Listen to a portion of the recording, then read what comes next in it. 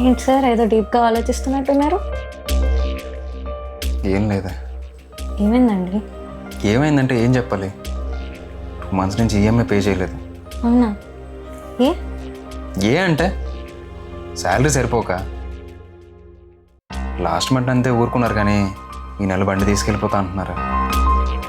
Mind అంతా చాలా ప్రెషర్లా ఉంది. నాకు ఏం చేయాలో అర్థం కావట్లేదు అసలు.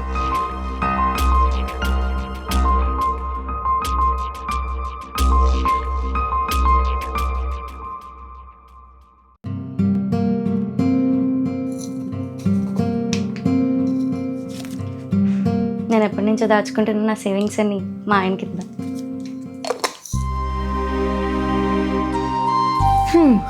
2 months ఈఎంఐ పే చేసేయండి.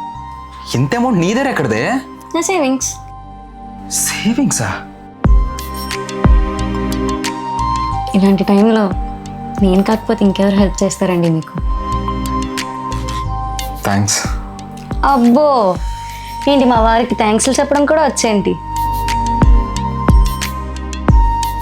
మనం హ్యాపీగా ఉన్నప్పుడు మనతో అందరూ ఉంటారు, కానీ కష్టాల్లో ఉన్నప్పుడు మాత్రం నీ వైఫే నీకు తోడుగా ఉండాలి.